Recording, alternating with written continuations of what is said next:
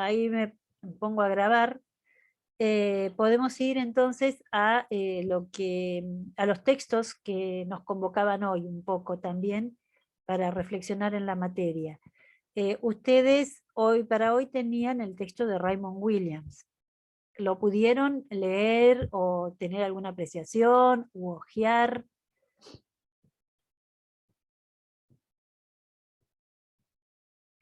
¿Ya lo han tenido en otra materia? Profe, yo leí uno de Garriga Zucal, algo. También, había dos. Y el otro me lo comí. Yo también dos leí textos el de para Garriga.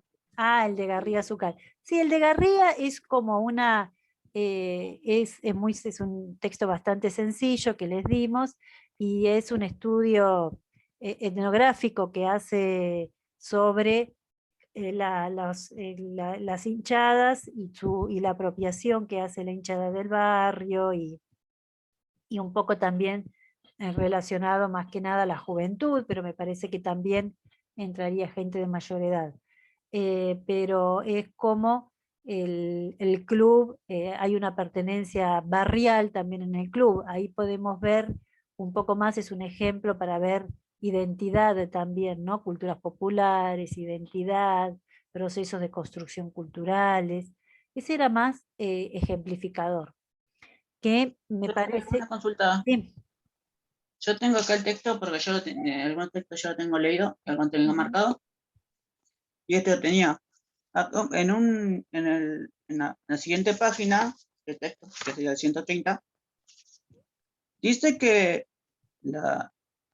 el concepto se llama hegemonía, pero más allá del concepto dice la ideología acá en el texto. Vos esto Ahí, estás hablando del de Raymond Williams, sí, Cristian. de William. Perfecto. Ahora te explico esa relación que hace Williams entre hegemonía e ideología.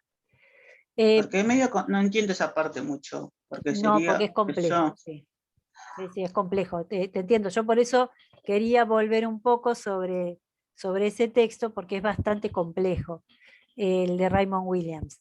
A ver, un poco con Raymond Williams, lo ideal sería que lo vean. Un poco Raymond Williams lo que trabaja y nos da elementos para ver cómo es ese proceso. ¿Se acuerdan que estuvimos hablando durante varias clases sobre esa relación entre estructura y sujeto, cómo se construyen las estructuras, cómo se llegan a construir estos imaginarios, que yo les digo que son los que un poco gobiernan nuestras actitudes, nuestro accionar, o en otro sentido como que lo orientan, ¿no? Que nos orientan, porque son todo ese sistema de valores en el cual con los cuales nosotros nos manejamos y también catalogamos el mundo, por decirlo de alguna manera. Entonces, Raymond Williams nos sirve un poco para eso. Lo que pasa es que cuando nosotros les damos un texto a ustedes, por lo general le damos un capítulo, yo no les di todo marxismo y literatura para que se lean. Entonces, hay discusiones que quedan un poco afuera, que no tienen por qué agradecérmelo, pero a que quiera leerlos lo puede leer el texto entero, me lo pide. Pero para no agobiarlos, entonces uno por lo general da los capítulos principales de ese texto. Pero el autor viene con discusiones previas, ¿no? Discutiendo previamente. Y hay un par de discusiones que da el autor que son importantes porque empieza a discutir con el marxismo clásico. Entonces, hay una cuestión que discute, que es un poco esto que hablábamos de ideología, ¿no? Discute varias cuestiones, una de ellas es la de la ideología y otra es la de la teoría del reflejo que está en relación con la ideología. ¿A qué me refiero con esto? El marxismo clásico, poniéndolo en términos muy esquemáticos, no me maten, pero en términos muy esquemáticos, decimos, bueno, hablaba de que hay una estructura donde están los medios de producción, quienes los ponen en movimiento, digamos, quienes producen, que sería toda la masa obrera, y una superestructura que es de la gente que, digamos, de las clases sociales que detentan el poder, que son los dueños de esos medios de producción. Entonces, ahí hablan, ahí en esa relación dice, bueno, pero ¿cómo se da esta relación? Esta relación se da por reflejo, van a decir. Quiere decir que la estructura se refleja en la superestructura y se produce un proceso de alienación, donde la gente que está en la estructura, los obreros, toman como propia la ideología de los que detentan el poder, ¿no? De los que detentan, los que tienen los medios de producción. Entonces empiezan a tener falsas aspiraciones, aspiran a, copian un poco, por decirlo de esa manera, las aspiraciones de la estructura. ¿Me siguen? Esta idea de reflejo, si yo pienso que hay un reflejo, yo creo que esto ya se los dije a ustedes, si yo me paro en un espejo y miro mi imagen en ese espejo, ¿ella soy yo o soy otra cosa? Mi imagen en el espejo, ¿soy yo o es otra cosa? Sos vos, digamos, en un espejo reflejándote. No, es mi reflejo, no soy yo. No, no sos vos, claro. Exactamente. Es el reflejo de vos. Exactamente. Es mi reflejo, es como si fuera una foto, ¿no? Ahora, ese reflejo, ¿eso qué hace? Que piensen, decir, bueno, entonces esas personas están alienadas porque están tomando una idea de sí mismos, o sea, toda una ideología que no les es propia. Entonces, si es una persona alienada, no puede pensar por sí misma. Esto es lo que va a discutir Raymond Williams. Va a decir, la gente no está alienada, tiene pertenencia de clase, sabe dónde está parada y negocia como puede con el poder. ¿Me explico? Entonces dice que esa relación entre estructura y superestructura, ¿esto qué quiere decir? Entre los obreros y los, los que, digamos, y los que tienen el poder en el sistema, no es una relación de reflejo, es una relación negociada. Y no hay solo ideología en la superestructura como pensaba el marxismo clásico. Hay tanto ideología en la estructura como en la superestructura. ¿Por qué? Porque las clases obreras tienen su propia ideología también. Entonces, esa es la primer gran discusión que da. Entonces ahí, basándose en esa discusión, ¿me siguen? ¿Le entienden? Porque me falta el pizarrón. A veces yo la explicaba en el pizarrón y es más fácil. Entonces, desde esa discusión, él va a decir, bueno, en realidad el proceso de construcción hegemónico, el proceso de construcción hegemónico no se puede restringir solo a una ideología de clases. No se puede restringir solo a la ideología de clases, es mucho mayor. ¿Qué es eso que se preguntaba Cristian sobre ideología y hegemonía? Dice, la hegemonía es una construcción cultural total, no es solo una ideología. No representa solo la ideología de los dominantes, sino que es un proceso de construcción total donde hay una negociación y una lucha por el sentido entre sectores, digamos, dominantes y sectores dominados. ¿Me explico? Eso cambia totalmente esa perspectiva. Entonces, cuando decimos hegemonía, no la podemos reducir a la ideología de clase. Eso es lo que habla Raymond Williams. Cuando propone su concepto de hegemonía, dice, la hegemonía como sistema social, ¿no? que nos orienta como sistema social dominante, no se puede restringir a la ideología de clase. La supera, o sea, la contempla, pero a su vez la supera. ¿Esto por qué también es importante? Porque este concepto lo que produce es que se empieza a dar también, digamos, se le empieza a dar otro sentido a las clases, no me gusta hablar de clase, pero sino a los sectores sociales más relegados, porque si vos pensás que si pensás que los sectores sociales relegados están alienados, no pueden pensar por sí mismos, ¿no? Imagínate que nadie les va a preguntar nada, los van a tratar de liberar y van a tratar hasta con las mejores intenciones políticas, los van a tratar de liberar de su sojuzgamiento, pero sin preguntarles nada. Y ese fue un gran error de toda la militancia, ¿me explico? De toda la militancia, si se quiere, más partidaria o con las mejores intenciones. que este es un error que lo marca Gramsci, ¿no? Que Gramsci dice eso, dice, bueno, desde la cárcel, encerrado, ya en la cárcel, en sus escritos, dice, esto ha sido un error, ¿no?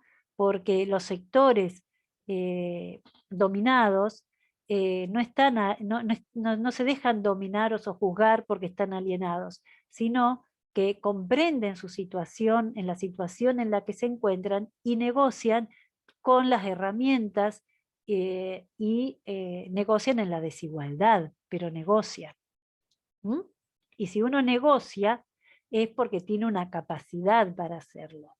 Si no, no hay negociación posible.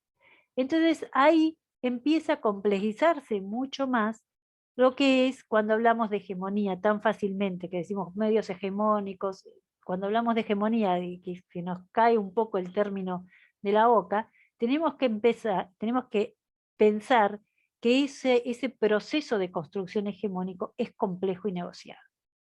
Y participan todos. Por ejemplo, cuando hablamos de hegemonía masculina, que ahora habla mucho con el tema del género, etc., esa hegemonía masculina, de esa hegemonía masculina participamos también las mujeres, también reproducimos esa hegemonía las mujeres. Entonces, es un proceso mucho más complejo. No es solo cuestión de hombres, es cuestión de hombres y mujeres, y su reproducción también es cuestión de hombres y mujeres. Y así, en todos los ámbitos de este tipo de luchas, o cuando queremos comprender estos procesos, no es tan simple, no es todo blanco y negro, está lleno de grises. ¿Mm? Y por eso es interesante la propuesta de Raymond Williams. Y por eso Raymond Williams dice, ojo, cuando hablamos de hegemonía, no hay que pensarla como ideología. Es un proceso cultural mayor que abarca diferentes fenómenos, tanto institucionales como formaciones, va a decir él, ¿no? ¿Por qué? Porque además es un proceso dinámico, que a lo largo del tiempo se va transformando. ¿Me siguen? Sí, yo no me acuerdo, profe, qué autor lo habíamos visto, algo parecido, que también se habló de Gramsci, fue en una materia, creo, del primer cuatrimestre, del primer año, pero que justamente hablaba de la hegemonía, que no era algo que se imponía, entonces como que no es una imposición, digamos, entonces por eso también es capaz más complejo de comprenderlo. Claro, no es una imposición necesariamente por la fuerza. La hegemonía se va construyendo a lo largo de la historia. Hubo procesos donde se impuso por la fuerza, hubo procesos históricos. Por ejemplo, cuando fue la conquista de América. La conquista de América, digamos, todo lo que es el sistema europeo de pensamiento, o sea, de estructura de pensamiento europea, fue impuesto en el país. También hay procesos donde hay una cierta imposición, por ejemplo, todo lo que fue la escuela en Argentina, que la escuela en Argentina hizo todo un proceso de aculturación, o sea, que no permitía la expresión o el habla o las pautas culturales que podían tener los pueblos originarios e imponía las pautas culturales europeístas, en particular la española, porque de hecho hasta hubo inmigración europea, pero solo se hablaba español, de hecho se hablaba el castellano. Yo, por ejemplo, cuando estuve en la primaria y en la secundaria también, la materia era castellano. Después se habla de español por un proceso de, digamos, político de España, ¿no? Que tiene que integrar a las diferentes regiones en que se forma España, entonces nosotros ahora decimos que hablamos español, pero en realidad Bueno, sí. la conquista fue de los reyes de Castilla y se impuso el castellano como idioma nacional. Pasa algo El muy Halloween, parecido la en Navidad Brasil, por también, ¿no? ejemplo. Ah, perdón, Cristian. El Halloween, la Navidad, Año Nuevo, que es más extranjero que Argentina. Claro, pero bueno, en ese caso ahí ya no vemos una imposición por la fuerza. O sea, todo lo que fue la colonización o lo que fue, como les decía, el caso de España cuando se impone el castellano, eso fue una imposición tan por la fuerza que después se fue, digamos, incorporando a través de la historia.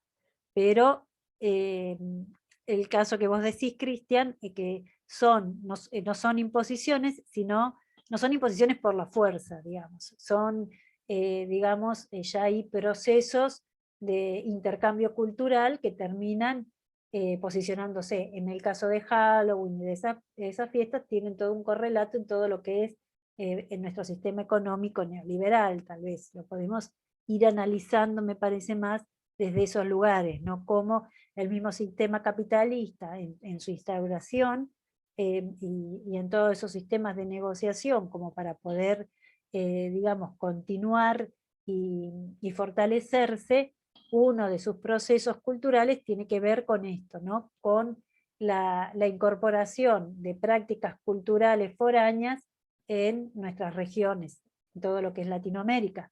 Lo mismo que pasaba en Latinoamérica antes, cuando yo era chica, lo que se festejaba o el regalo importante se daba en Reyes. Ahora el regalo importante lo trae Papá Noel. Porque Reyes tenía toda una representación mucho más religiosa cristiana que Papá Noel, que me parece que es una representación más bien protestante. No sé, tanto no sabría decirlo, pero bueno, no sería tanta la representación católica cristiana. Pero bueno, ahí vemos cómo hay diferentes procesos, ¿no? Y cómo se va construyendo esta hegemonía, ¿no? Una hegemonía donde en nuestro país y en la mayor parte del mundo se ha impuesto una estructura capitalista, ¿no? De sistema. El sistema capitalista con la variante actual que es el neoliberalismo, que es un liberalismo sin teoría, ya despiadado podríamos decir, de imposición despiadada. Un poco vaciado de los sentidos morales que tenía el liberalismo, ¿no?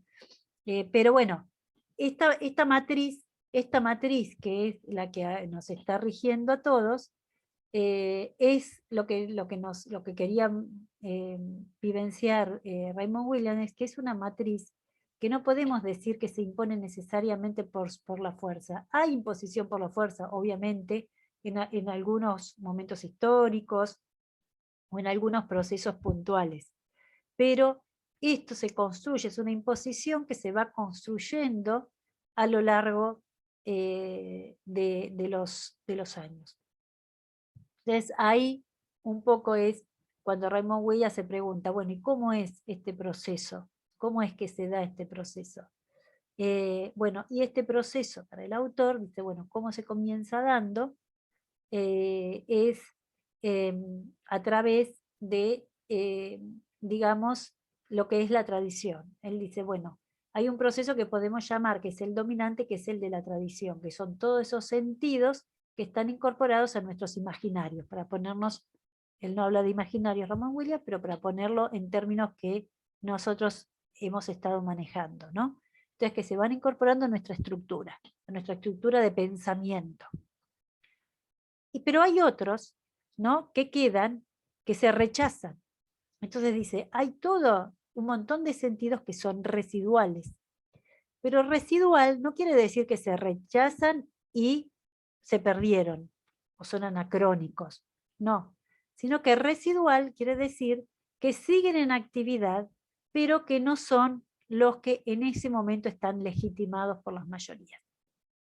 Por ejemplo, el club del trueque.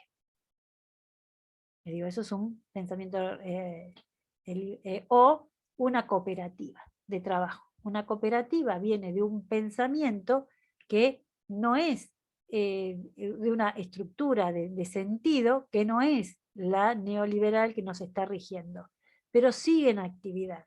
Y por momentos entra en disputa con esos sentidos obligados, o esta matriz que tenemos nosotros en este momento que nos está rigiendo, que es la neoliberal. Entra en disputa, ¿no? Esos son los residuales. Pero también hay nuevos movimientos, dice. Hay nuevos movimientos que hay que entenderlos como novedosos, que a veces es difícil verlo y distinguirlo de lo residual, porque vos decís, bueno, esto algo del pasado tiene, pero es nuevo. ¿no? Pero es claramente nuevo. Entonces, dice, esto, tanto lo residual como estos movimientos, estos sentidos novedosos, están en continua disputa con los sentidos instaurados, ¿no? Entran en disputa con todas estas instituciones y las van cambiando. Y es lo que permite el cambio. ¿Qué hace entonces este movimiento de la tradición? O las incorpora resignificándolas, o las rechaza y las excluye, ¿no? Y cuando las incorpora resignificándolas, por lo general le saca los sentidos que atentaban contra su núcleo, por decirlo de alguna manera. ¿Mm?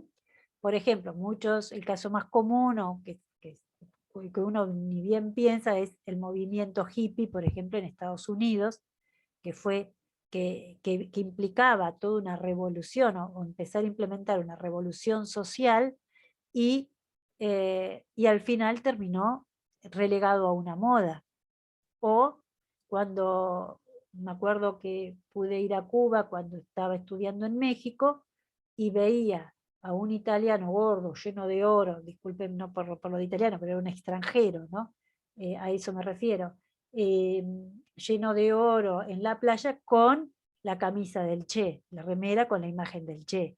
Entonces ahí el Che se banaliza, no lo toma el sistema como una moda, lo banaliza y le saca su sentido impugnador. Es una manera de incorporarlo sin que el sistema se vea agredido o lastimado. ¿Me explico? El flogger el emo hace un par de años que estuvieron en el boom, que todos estaban grupitos así, que todos decían vamos al abasto y habían grupitos, y ahora, digamos, ese grupo o esa palabra ya no aparece actualmente.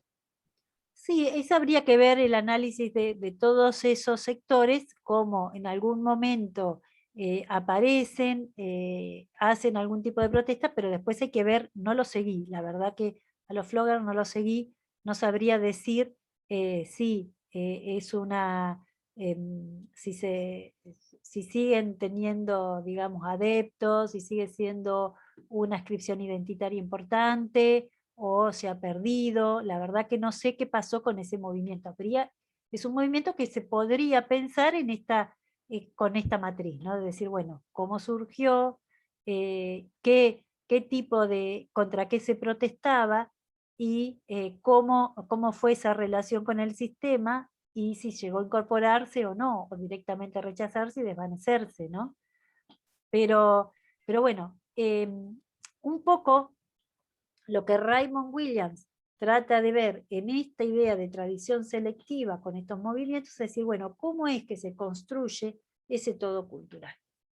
Entonces, el autor va a decir, para él se construye a través de estos procesos, que tenés significados que quedaron relegados en esta construcción estructural que es la hegemonía, quedaron relegados, entonces muchas veces resurgen en algunos momentos de la historia para impugnarla, o son nuevos, o se crean se crean nuevos sentidos que van a impugnar el sistema. Entonces, la idea de Raymond Williams es ver esto, ¿y cómo ve esto? Lo ve a través de negociaciones, esto se da a través de negociaciones, ¿no? De pronto, sectores sociales anegados que empiezan a negociar, bueno, desde qué lugar pelean, cuáles son sus propuestas, qué propuestas prosperan, qué no, cómo son esas negociaciones. Un poco se va preguntando en esa tónica, y si esas negociaciones implican un cambio o una ruptura o no dentro del sistema. No, si se produce eso o no. Sí. Perdón, no sé, yo estaba como tratando como pienso ahora, no sé si esta hegemonía que nos rige, como decías, está un poco en crisis o hay una ruptura, digo, no sé, con la situación actual que se está viendo en Colombia, lo que estuvo pasando en Chile, o bueno, en América Latina en general, digo, hay como una crisis que capaz que es más palpable ahí en ese sentido que estabas diciendo. Claro, mira, el sistema entró en crisis, el sistema político entró en crisis, me parece también, ¿no? O sea, o podríamos decirlo, determinadas sociedades han entrado en crisis con su sistema político, ¿no? De representación, no se sienten bien representados, y más en una región como la nuestra, donde hay tanta pauperización social, hay tanta diferencia entre los que tienen y los que no tienen, cada vez son más los que no tienen, ¿no? Aumenta ese sistema de pauperización y cada vez incluye menos. Entonces hay que ver un poco, está todo muy, yo sinceramente ojalá sea una crisis profunda que termine de romper con este sistema donde tenemos una pequeña burguesía política llena de dinero y un pueblo hambriado. Ojalá, Digo, o sea, pero no lo sé. está en crisis el tema de la representatividad política, digo, pero también lo que quizás va más por detrás, pero de algún modo puede llegar a ser lo más preocupante, es el tema, digo, del medio ambiente, el tema de la alimentación, Hay que ver, claro, las formas de producción, cómo claro, están afectando, digo. exactamente, hay que ver qué propuestas, o sea, qué propuestas surgen de esto. O sea, de esta crisis, qué propuestas surgen y qué propuestas se empiezan a materializar para cambiar digamos, sentido o esta estructura hegemónica que nos gobierna. Hay que ver qué propuestas hay del otro lado, porque, ojo, a veces es difícil dar propuestas. O a veces es difícil poder cambiar todo eso, porque estamos todos inmersos en el sistema. Entonces a veces es difícil romper con el sistema dentro del sistema. O sea, es la única manera de romperlo, porque estamos todos en esta lógica, pero a veces es muy difícil romper con esa lógica, o de pronto pensar que uno rompió con esa lógica y termina volviendo sobre lo mismo. Creo que esto está pasando todo ahora. Yo no soy analista política y menos analítica política internacional. Parece que es un movimiento que se está dando y que va a haber y que demanda profundos cambios, y esos cambios se van a tener que dar, sí o sí. Ahora, no sé en qué sentido, no sé cómo van a ser. Ojalá sean cambios sinceros y que sea y que impliquen una redistribución más igualitaria del ingreso, ¿no? Del ingreso al mundo. Eso no, todavía yo no lo veo. Espero que devenga en todo eso. Y me parece también que todo lo que tiene que ver con este discurso del medio ambiente, con esta, no quiero decir discurso, ¿no? Sino con esto, con estas prácticas tan nocivas que tenemos sobre el medio ambiente eh, y que hay una mirada social de decir, bueno, o cuidamos nuestro planeta o nos morimos todos, porque se muere el planeta, nosotros somos parte de ese planeta, empezar a darnos cuenta de que no somos sujetos escindidos, dominantes, escindidos del planeta, sino que somos partes de este planeta, y estamos dominados también por el planeta, a merced del planeta, entonces que si no lo cuidamos, nos hacemos un mal a la humanidad, pero que digamos, todos estos sentidos ayudan a levantar voces y también ayudan, me parece que son como, a ver, me quiero expresar bien, que son como todo un entramado de significación que está proponiendo cosas diferentes, del cual surgen cosas diferentes, porque vos decís, bueno, ¿de dónde surge lo diferente? ¿O de dónde puede surgir lo nuevo? Me parece que sí puede surgir de todos estos movimientos, ¿no?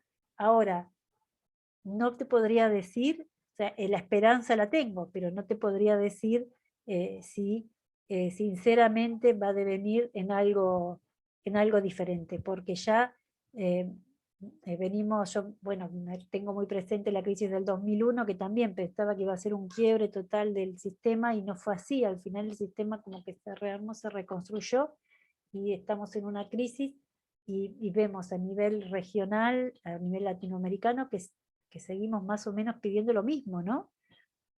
Que se pidió acá en el 2001. Mayor inclusión social. En realidad es eso, lo que venimos pidiendo desde hace décadas. Inclusión social. Las mismas oportunidades para todos. Pero bueno, no sabría, ojalá esos movimientos impliquen un cambio decisivo, no lo sé. Pero lo que traemos acá con Raymond Williams es decir, esto nos ayuda a pensar en estas cosas, ¿no? Nos da elementos como para que podamos pensar y salir y salir un poco del cascarón, ¿no? Digamos, de tener ideas, 4 ideas cerradas y seguirlas, porque son las únicas que tenemos, para ampliar la cabeza y no ser tan dogmáticos y empezar a ver otros panoramas, otras realidades, pensarlo de manera diferente, empezar a ver intersticios, dónde están esas negociaciones, bueno, qué intersticios suponen. Un poco eso, ¿no? Es la idea. Y todo esto poder llevarlo al deporte también, ¿no? Porque el deporte también tiene sus hegemonías, una construcción hegemónica. También el deporte fue dominado por un sistema capitalista. Lo estamos viendo continuamente, lo vimos con Barsky, lo vemos también en todos los textos en los que estuvimos trabajando, ¿no? Que también el deporte es parte de esa matriz y estamos continuamente peleando con eso. Por ejemplo, cuando que volvió a surgir en la época de Macri, que se querían hacer sociedades anónimas de los clubes, pensando en los clubes más, en los clubes, digamos, que ganan fortunas, no en los clubes ya instaurados. Pero eso implicaría la destrucción de lo que es para nosotros el club, que es un club cooperativo. O sea, ahí ven cómo hay una pelea entre una idea que viene de una matriz capitalista, ¿no? Que es las sociedades, la sociedad anónima y ese modelo de asociación, frente a otro sentido, que es el que impera en la Argentina, que tiene que ver con el cooperativismo, ¿no? Y ahí hay un choque, y de hecho los clubes no se pudieron hacer cooperativas, o sea, no fueron sociedades anónimas, eso no prosperó, porque hubo una resistencia muy grande de todos los miembros de los clubes, que en la Argentina todavía son cooperativistas, por más que los clubes que ganan mayor dinero, que venden jugadores y que están en ese comercio, se comporten más como sociedades anónimas. Pero si los quieren reglamentar o regular, no va a ser en contra de el club, digamos. Sería como ir para atrás. ¿Me explico? Sí. Y formaron la comisión, con ese tema formaron la comisión del hincha, que es la comisión de hay representantes de la mayoría de los clubes del fútbol argentino y más que nada de capital y de provincia, que bueno, están agrupados se agruparon para parar esto de las sociedades anónimas deportivas y que ahora siguen luchando también con la construcción de secretarías de género en cada club y todos esos temas que tienen que ver con la actualidad. Perfecto, ven, ahí tienen un caso muy práctico y claro de cómo se lucha, ¿no? De cómo se negocia, cómo se entra en esta lucha y en esta negociación de sentido. Es decir, bueno, vos podés tener mayor poder, pero acá yo te pongo el límite, porque con esto no lo voy a permitir. ¿Me explico? Y cómo, ahí vemos otro caso de cómo para que la hegemonía pueda efectivamente avanzar, necesita de la legitimidad de las mayorías. Y acá le está diciendo, no, eso es ilegítimo, no lo vamos a permitir, pero hay también todo un imaginario social y todo un movimiento social que lo apoye, que te dice, eso es ilegítimo, este es el límite, esto no, acá en Argentina no lo vamos a permitir. Lo mismo pasó, por ejemplo, en Europa, que muchos lo tomaron en el primer trabajo como ejemplo, con la liga que querían hacer, no me sale ahora, la liga, ¿cómo la llamaban? La Superliga. Europea. La Superliga de la Unión Europea. Entonces, lo mismo pasó con eso, los mismos hinchas de los clubes, por más que no son cooperativistas allá, pero la misma gente dijo, no, yo eso no lo voy a legitimar, no lo voy a permitir. Entonces, siempre, por eso, y ahí está cuando hablamos de poder, que muchas veces que en este trabajo 2 lo preguntamos. El poder, el poder, cuando pensamos en poder, nosotros lo pensamos como una negociación. ¿Por qué? Porque uno para tener poder necesita que el otro lo legitime en ese lugar. Si no lo legitiman o pierde legitimidad por la manera, por lo que sea, esa persona no puede ejercer el poder, esa persona o institución no puede ejercer el poder. ¿Mm? Entonces, el poder es delegado. El día que eso no se delega, se corta, no se tiene. No se puede ejercer. Para poder ejercer el poder tiene que estar delegado. ¿Mm? Para que yo pueda dar clases, no es solo haber ganado, o sea, además de tener un título y de tener una trayectoria, hay toda una institución que a mí me está delegando ese poder dar clases, para ponerlo desde ese lugar, ¿no? Que me está dando todas las atribuciones que yo necesito para poder dar las clases. Y a su vez, ustedes, como confían en esa institución, por eso están tomando estas clases, asumen que, que yo tengo ese derecho, ¿no? Que puedo ejercer ese poder. ¿Me explico? Así en todas las órdenes en todos los órdenes de la vida. Hasta en la pareja pasa.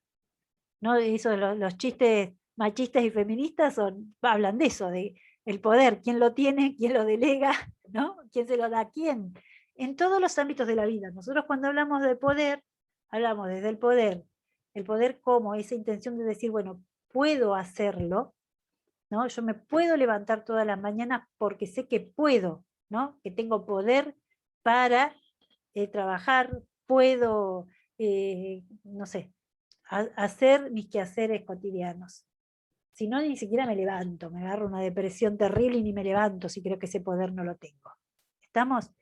Hasta el poder delegado por las mayorías, como puede ser el poder de un presidente, o hasta el poder que tiene un sistema para orientarnos a nosotros en nuestro quehacer.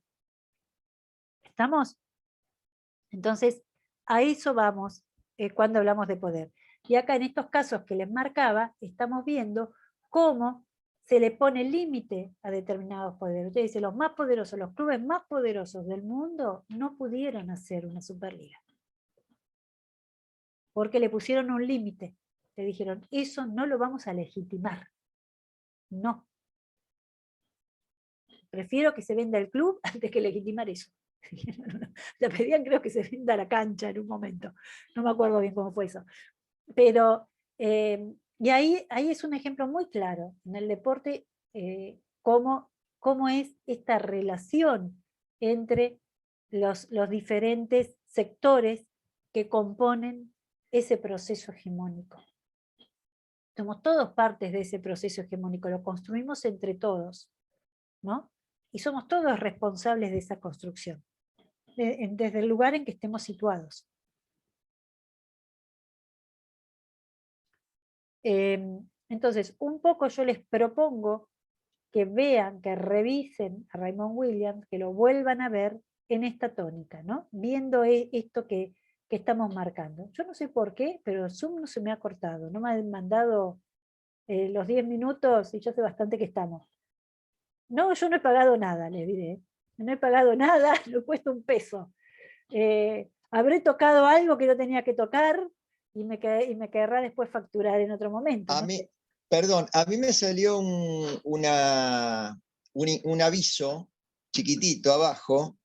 En realidad se fue de pantalla y me puso sobre aviso diciendo no hay límite para esta comunicación o una cosa así. Señal que fue bueno hoy, me parece, Zoom, y dijo, bueno, vamos a dejar, seguir.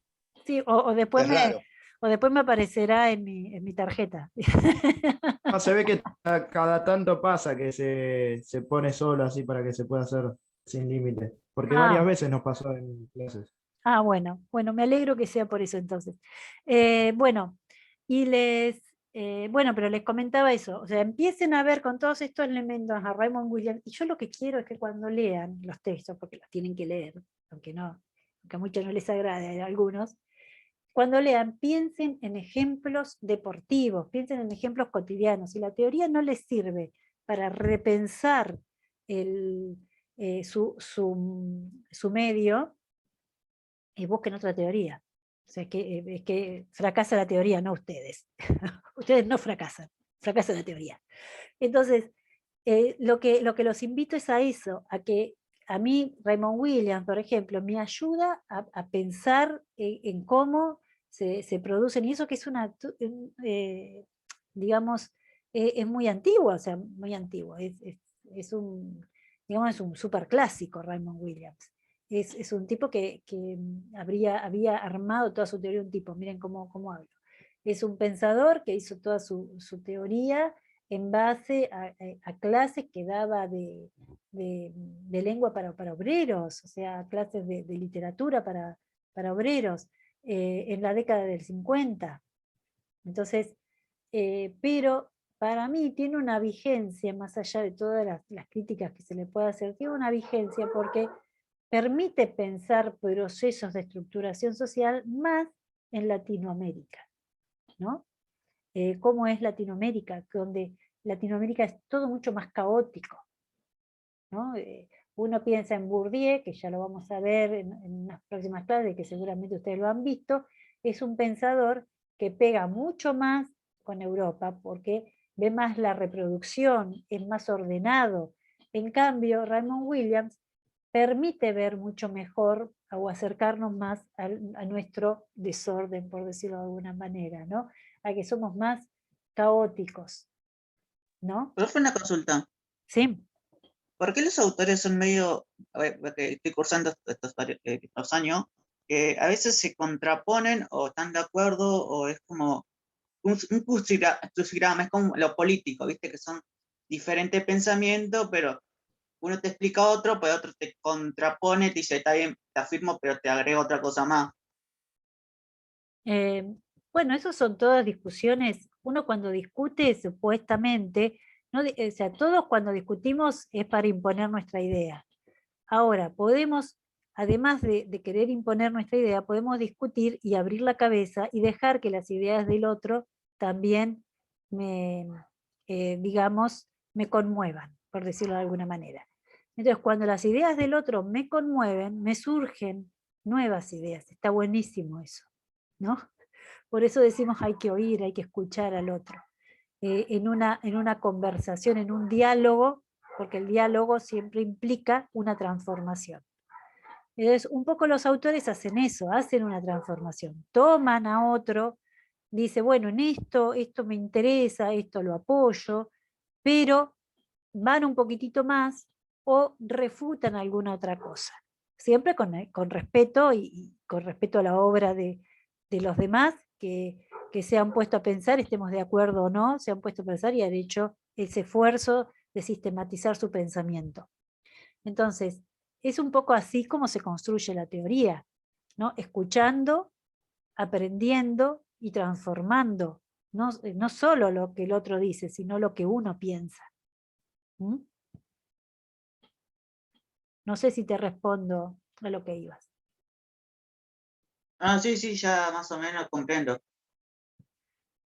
Bueno, entonces, lean a Raymond Williams, que es difícil el autor porque viene, ya les dije, viene con discusiones que dio en otros capítulos y nosotros vemos solo un par de capítulos. Pero teniendo en cuenta esto que yo les digo, que es una crítica muy fuerte al marxismo, que es una crítica que también surge cuando se empiezan a reconocer los escritos de Raymond, quiero decir, de Gramsci, entonces es esa crítica que hace de decir, bueno, dejemos de pensar, más que nada, dejemos de pensar en que los sectores, digamos, excluidos están alienados, dejemos de pensar en esa tónica y empecemos a verlos como sectores pensantes que negocian, pero negocian en circunstancias de desigualdad, de profunda desigualdad.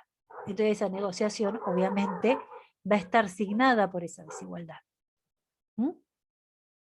Pero no es que no se reconocen ellos mismos el lugar que ocupan. ¿Mm?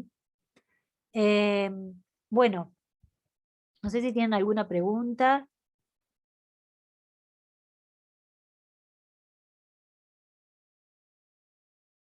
Profe, perdón, una última duda que me surge, a ver si va para el caso. Cuando hablamos, digo, así de sectores desiguales o excluidos, uno capaz tiende a pensar, qué sé yo, hablando en términos de clase, no sé, las clases bajas. Pero digo, en el ámbito del deporte, no sé, se me viene el ejemplo, por ejemplo, del fútbol femenino, lo que está pasando, digo, cuando hablas esto de la negociación en desigualdad de condiciones, que se prometió, no sé, la profesionalización y al final fue una semiprofesionalización y al día tiene un montón de deudas esas promesas con lo que se negoció. Sí, sí, pero ahí tenemos que ver que acá hay un sector de excluidos que tiene que ver en este caso con la cultura machista en el fútbol, que prima el fútbol argentino. Entonces ahí lo que estamos viendo que la exclusión es de la mujer, porque se la excluye de esa como posibilidad hasta de un principio de hacer deporte, ¿no? Directamente como el deporte. A la mujer cuando nace se le da la muñeca y al nene la pelota. Y Una exclusión, digo, no me salía ahora que lo decís, sería una exclusión no en términos de clase, sino en términos de género. exactamente, exactamente. También tenemos exclusiones racistas, ¿no? Que no tiene que ver con, capaz que una persona puede estar económicamente bien y tener cierto reconocimiento, pero por su condición de raza es excluida de determinados sectores. Por ejemplo, el golf, para llevarlo en otro, el golf por lo general es o históricamente se construyó como un espacio de exclusión racial, ¿no? Esto creo que ya se fue terminando, o sea, se fue... tenemos un texto que también habla de golf más adelante, ahora que me acuerdo. También lo trajimos, que trata esa problemática en ese sector. Después lo vamos a ver como ejemplo. Pero sí, hay que ver siempre, a ver, cuando analizamos, y más en términos hegemónicos, a veces no es tan fácil ver dónde está la hegemonía. En este caso, cuando hablamos de género, es algo que está mucho más, digamos, en nuestra sociedad, mucho más presente en este momento como discusión social. Entonces lo vemos, ¿no? La cuestión hegemónica. En género, digamos, bueno, la cultura machista, la mujer excluida. Ahora, en otros casos es más difícil ver, no es tan sencillo ver dónde está el sentido hegemónico. ¿Mm? ¿Dónde lo vemos? ¿Dónde vemos esa estructura? ¿No? Y ahí hay que hacer el esfuerzo de ver, bueno, con qué sentidos están acá, digamos, peleando o cuestionando.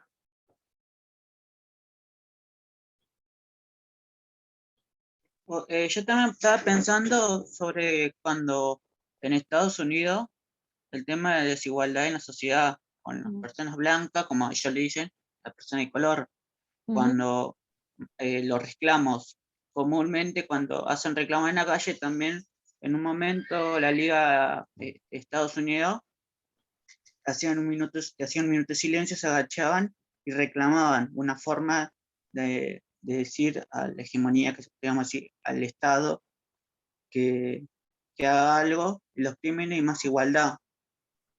Sí, en Estados Unidos esa matriz de la que hablas es una matriz racial, que está en todos lados. En Estados Unidos, por su construcción histórica, está como más presente, pero en la Argentina está invisibilizada. La Argentina te dice, nosotros no somos racistas porque no hay negros, por ejemplo.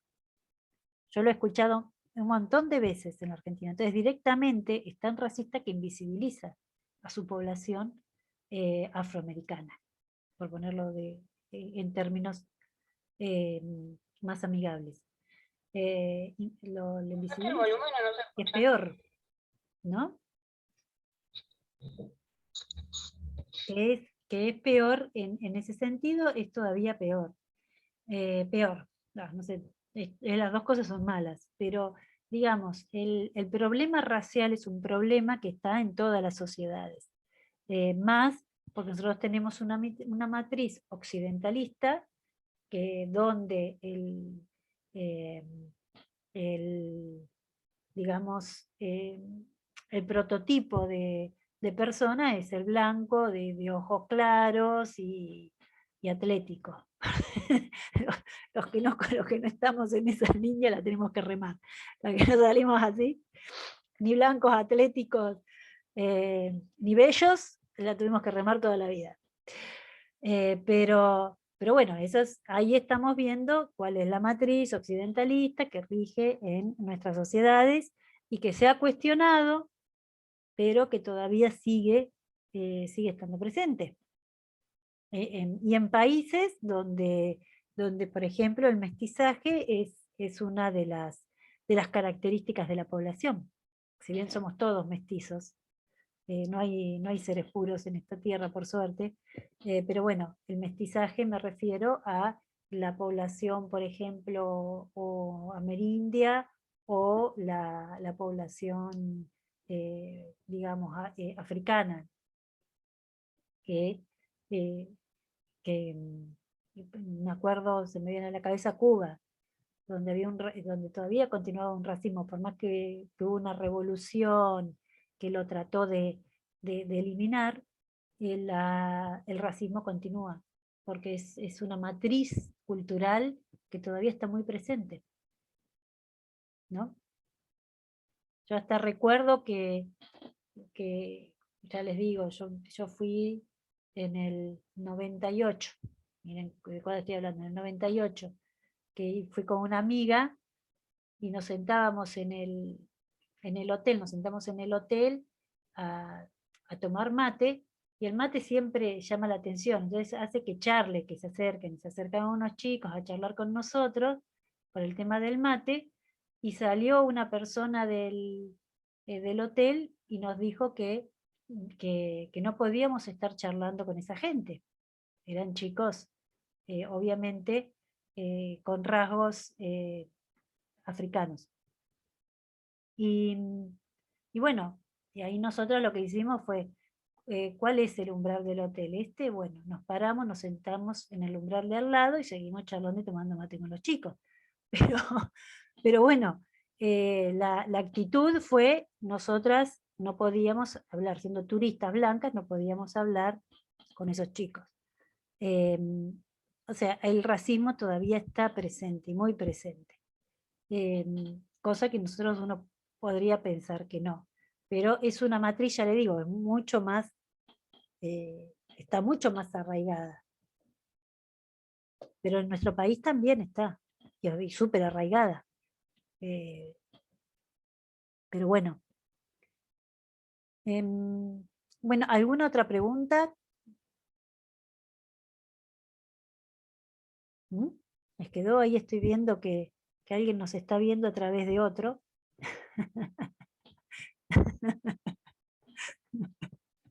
Muy bien, eso es ser un buen compañero, Gustavo. Sí, profe, es María que no se podía conectar.